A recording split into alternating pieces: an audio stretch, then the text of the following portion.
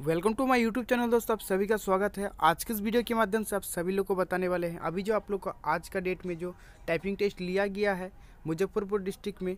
तो फिर दोस्तों अभी जो है किस प्रकार टाइपिंग टेस्ट लिया गया, चलिए आप लोग को बताते हैं। अब मैं आप सभी लोग को बताना चाहूँगा, सबसे पहले यहाँ पे देख पाएंगे रवि अपलोड्स जी का यहाँ पे दिल से धन्यवाद, इन्होंने जो कमेंट करके हमें बताया है। तो सबसे पहले इन्होंने बता रहे कि 5 मिनट का हिंदी टाइपिंग लिया जा रहा है और 5 मिनट का अंग्रेजी का टाइपिंग लिया जा रहा है मुजफ्फरपुर डिस्ट्रिक्ट में। तो सबसे पहले मैं आप लोग को बता देना चाहता हूँ, आप लोग का जो अभी जो आप लोग का मन में सवाल आ रहा होगा कि 5 मिनट में कितना वर्ड टाइप करें। तो मैं आप लोग को बता दूं ऐसा कोई जानकारी नहीं मिला है, लेकिन आप लोग समझ लीजिए कि 5 मिनट में आप लोग जो जितना भी वर्ड टाइप कर लीजिए, यानी अनलिमिटेड है।